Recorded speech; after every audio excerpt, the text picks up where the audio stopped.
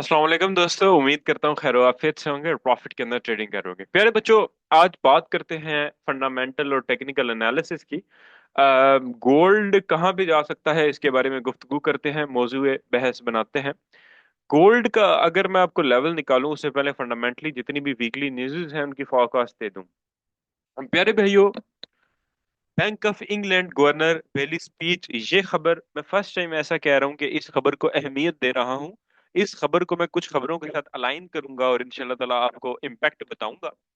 Pound का recent एक CPI report आई, inflation report आई, जिसमें टारगेटेड जो सीपीआई थी सेंट्रल बैंक की, वो 2% थी और 1.7% आ चुकी है। यानी महंगाई का जो टारगेट था उससे भी कम सीपीआई आ चुकी है। जब महंगाई का टारगेट और दीगर टारगेटेड टारगेट्स अचीव हो जाएंगे तो फिर इंटरेस्ट रेट को रेज करने का मकसद नहीं बनता। तो बैंक ऑफ इंग्लैंड के जो गवर्नर हैं वो डेफिनेटली यही बोलेंगे कि एक और रेट कट आ सकता है। अब ये एक और रेट कट आया तो पाउंड मजीद गिर सकता है। और सेकंड थिंग इज दैट कि इस रेट कट का जो इम्पैक्ट है वो गोल्ड के ऊपर भी पड़ेगा। इससे पिछला जो यूरो का रेट कट हुआ था, रिसेंट भी हुआ है, उससे पिछला एक 50 बीपीएस का कट लगा था। उसमें भी यूरो ने ठीक ठाक जो इन्वेस्टमेंट थी, इन्वेस्टर था, वो गोल्ड के अंदर आया था। फिर एक और रीसेंट कट लगा है, वो भी इन्वेस्टर गोल्ड के अंदर आया है। पाउंड के कट में भी गोल्ड के ऊपर काफी लॉन्ग टर्म इम्पैक्ट पड़ा। अब एक और कट जो है अगर पाउंड का आता है तो गोल्ड, मतलब वो जो सारा जो इन्वेस्टर है, क्योंकि ग्लोबल जो इकोनॉमी डाउन जा रही थी, वो इन्फ्लेशन जो थी ऊपर जा रही थी, उसको काफी हद तक बड़े मालिक ने कंट्रोल पा लिया है। अच्छा, अब यहाँ पे एक, अगर इंटरेस्ट रेट कट की बात होती है तो सर फिर जीबीपी जेपीवाई के ऊपर बड़ी खासी नजर रखनी पड़ेगी और जीबीपी यूएसडी के ऊपर। अच्छा प्यारे भाइयों, bank of Canada overnight rate यानी इंटरेस्ट रेट कट करने जा रहा है 50 पॉइंट का। इससे कैनेडियन डॉलर वीक होगा। ऐसे पेयर जो जो कैनेडियन डॉलर जिनके साथ आता है पहले, वो फैल जाएंगे, और जिनके बाद में कैनेडियन डॉलर आता है वो पाए जा सकते हैं। ये एक हैवी हाई इम्पैक्ट न्यूज है जो कि मार्केट के अंदर इस वक्त इस हफ्ते की है। Interest rate cut, currency weak. उसके बाद जो है ग्रेट ब्रिटेन पाउंड के बैंक ऑफ इंग्लैंड के गवर्नर बेली फिर स्पीच देंगे, और ये स्पीचेस बड़ी इंपॉर्टेंट होंगी। एक ट्यूसडे को है और फिर एक एक ये जो है वेडनेसडे को है, यानी 2 दिन लगातार। तो ये देखना पड़ेगा कि ये मार्केट के ऊपर क्या इम्पैक्ट पड़ेगा। और इंटरेस्ट रेट कट की बात होती है तो उसका समर जो है वो आपको पहले ही मिलना शुरू हो जाएगा, तो इसको फॉलो कीजिएगा। उसके बाद यूरो की flash manufacturing PMI, flash services PMI, German flash manufacturing PMI, flash services PMI, चार खबरें हैं यूरो की 12-15 से लेके 12-30 तक। जिसमें जो पहली खबर है उसका डाटा पॉजिटिव है, दूसरी खबर का भी डाटा पॉजिटिव है, तीसरी खबर का डाटा पॉजिटिव है, चौथी खबर का जो डाटा है वो स्लाइटली पॉजिटिव है, बट वो न्यूट्रल डाटा है, उसका इतना बड़ा इम्पैक्ट नहीं पड़ेगा। इकट्ठी न्यूज़ हैं तो इकट्ठा इम्पैक्ट होगा, यानी यूरो के हक में ये न्यूज़ बेहतर है और यूरो इस न्यूज़ के टाइम पे पाया जा सकता है। उसके बाद पाउंड की फ्लैश मैन्युफैक्चरिंग पीएमआई है और फ्लैश सर्विसेज पीएमआई है, जिसमें पाउंड को एक न्यूट्रल खबर है और एक नेगेटिव खबर है, यानी इतनी कोई इम्पैक्ट नहीं होने वाला। अनएम्प्लॉयमेंट क्लेम्स है, अनएम्प्लॉयमेंट क्लेम्स में डाटा जो दिया गया है इसके अकॉर्डिंग डॉलर वीक होना चाहिए। जो डाटा अवेलेबल है 200, लास्ट टाइम जो डाटा दिया था एग्जैक्ट फॉर कॉस्ट के अकॉर्डिंग आया था और इतना बड़ा इम्पैक्ट इसने क्रिएट नहीं किया था। डॉलर को मजबूत होना था, बट फॉर कॉस्ट से अगर नीचे आता और कम आता तो डॉलर काफी ज्यादा मजबूत हो जाता, अभी भी काफी हुआ है। तो अब वो कह रहे हैं 2% बढ़ेंगी, तो ये मैनिपुलेशन होगी मुझे लगता है, और न्यूज के अकॉर्डिंग डॉलर को वीक होना चाहिए। फ्लैश मैन्युफैक्चरिंग पीएमआई है पॉजिटिव खबर और एक नेगेटिव खबर, यानी ये अगेन फिर कोई इम्पैक्ट नहीं, यानी कि ये कोई खास ट्रेडेबल न्यूज नहीं होगी, एक नेगेटिव एक पॉजिटिव। उसके बाद कोर रिटेल सेल्स है कैनेडियन डॉलर की जो कि नेगेटिव है। दोनों रिटेल सेल्स और कोर रिटेल सेल्स नेगेटिव है। तो ये रहा फंडामेंटल का सारा A to Z जो रह गया। अब अगर हम बात करें, लास्ट टाइम भी अगर मुझे याद पड़ रहा है कि मैंने 2735 का टारगेट दिया था इन केस ऑफ ब्रेकआउट्स, कि अगर ब्रेकआउट होते हैं तो मार्केट 2735 तक जा सकती है। चलें, अभी मैं अगेन तमाम भाइयों को एक चीज बता दूं कि अब नेक्स्ट फॉरकास्ट क्या है। नेक्स्ट वर्कआउट 35, 36, 38 है। 2738 तक गोल्ड जा सकता है और वहां से फिर टेक्निकली रेजिस्ट करता है। लेकिन अगर गोल्ड अपने 38 के लेवल को ब्रेक करता है, इस लेवल को, ये जो ब्लू वाला लेवल है 37,510, 38 कर लें तो एक दो दो चार पिप जो है, बाद का आगे पीछे इक्वेशन ड्रॉ करते हुए भी हो जाते हैं, एक्सटेंशन ड्रॉ करते हुए भी हो जाते हैं, पीछे भी हो जाते हैं, आगे भी हो जाते हैं। तो अब ये जो पॉइंट है ना सर, 35 वाला, अगर मार्केट 39 या 40 पे जाके क्लोजिंग देती है तो फिर अगला टारगेट आप और बड़ा रखेंगे, गोल्ड और बाय जाता हुआ नजर आएगा। फंडामेंटली ऐसी कोई चीज नहीं आ रही। हाँ, फ्यूचर में एक चीज याद रखिएगा जो कि हो सकता है इस साल के एंड पे ही हो जाए। अगर रशिया यूक्रेन की जंग रुक जाती है, इसराइल की और इन मामलात की जंग रुक जाती है, तो सर फिर उसका इम्पैक्ट जो है पड़ेगा, इन्वेस्टर्स प्रॉफिट टेकिंग करेंगे, प्रॉफिट बुकिंग करेंगे और गोल्ड फिर गिर सकता है। लेकिन फिलहाल अगर हम देखें कि हम यहाँ पे ट्रेंड के अगेंस्ट घुसें, ट्रेंड के अगेंस्ट कोई चीज करें, ट्रेंड के अगेंस्ट जाएं, तो आई डोंट थिंक सो कि मार्केट हमारे लिए बेनिफिशियल होगी। अच्छा, गोल्ड का ये है। इसके अलावा छोटे टाइम फ्रेम्स के ऊपर अगर हम देखें तो कोई खास स्ट्रक्चर नहीं है जो ट्रेडेबल स्ट्रक्चर हो। हाँ, कुछ लेवल्स हम डिमांड के ड्रॉ करके छोड़ सकते हैं जिनसे मार्केट लिक्विडिटी ले सकती है। अगर मार्केट स्पाइक मारती है, जो मारना चाहिए, वैसे तो ये लेवल भी हैं, ये लेवल भी हैं, बट ये लिक्विडिटी स्वीप हो चुकी है। ये लेवल बड़ा प्यारा है, ठीक है, ये बड़ा खूबसूरत सा लेवल है। आज हम ब्लू वेल का इस्तेमाल नहीं करेंगे, इस वो क्योंकि अपग्रेड होने के लिए गया हुआ है, ताकि आप लोगों को भी दिया जाए ब्लू वेल, जो हमारे पास टूल था एआई, वो अपग्रेड हो रहा है, तो इंशाल्लाह ताला वो आप लोगों के लिए भी अवेलेबल होगा अपकमिंग एक दो वीक्स में। टेस्टिंग, अपग्रेडिंग और सारा कुछ वो आपको पता है, ऐसे डायरेक्ट चीज लॉन्च नहीं होती है, टेस्टिंग होती है। अच्छा, ये एरिया सर मार्क करके रखना चाहिए। एंड मजे की बात यह है कि ये एरिया एक ट्रेंड लाइन का एंगल भी बनता है, ठीक है, ये एरिया सारा। तो इस एरिया के अंदर अगर मार्केट एविडेंस देती है तो इस एरिया से लिक्विडिटी लेनी चाहिए। इसके अलावा नीचे कौन कौन से एरिया हैं, नीचे जो मेरे पास है, अगर मार्केट ने स्पाइक मारा भी, थोड़ी मैनिपुलेशन की भी, तो नीचे काफी स्ट्रॉन्ग एरियाज मौजूद हैं जो कि मार्केट को रोक सकते हैं। तो M30, हाँ, अच्छा, एक ये एरिया है, ठीक है, full, and second one is ये एरिया। ये दो एरिया मार्केट को फिलहाल करंट ट्रेंड के अंदर एक एक सहारा दे सकते हैं। बाकी आप बोलें कि नीचे लेवल है, नीचे भी बहुत कुछ है, बड़े टाइम फ्रेम भी बहुत कुछ है मार्क करने को। मैं छोटी टाइम फ्रेम इसलिए कह रहा हूँ कि एक एक आइडिया हो जाए, एक फोरकास्ट आप लोगों को मिल जाए, ठीक है। गोल्ड के अंदर यही है। अब चलते हैं जीबीपी यूएसडी या DXY के पेयर के अंदर, यानी डॉलर के अंदर। डॉलर का जो वेज है वो खा गया है बड़े ट्रेंड्स को, खा गया है एक बड़े जो स्ट्रक्चर था, डॉलर की जो नीचे डिमांड थी, सपोर्ट थी और वेज पैटर्न था, वो डॉलर को उठा के ले आया है और एक सप्लाई के स्ट्रक्चर के ऊपर उठा के फेंक दिया है। अब पॉसिबिलिटी ये है कि जो डॉलर है वो थोड़ी रिट्रेसमेंट करे, but retracement in a sense, अब आप देख रहे हैं कि गोल्ड भी बढ़ जा रहा है, डॉलर भी बढ़ जा रहा है, ये मैनिपुलेशन है, जो अब जंगी हालात हैं और जो जंगी मामलात हैं। तो डॉलर पॉसिबिलिटी है कि इस वाले एरिया से गिरे। अगर इस एरिया से नहीं गिरता तो इस टॉप वाले एरिया से गिरेगा।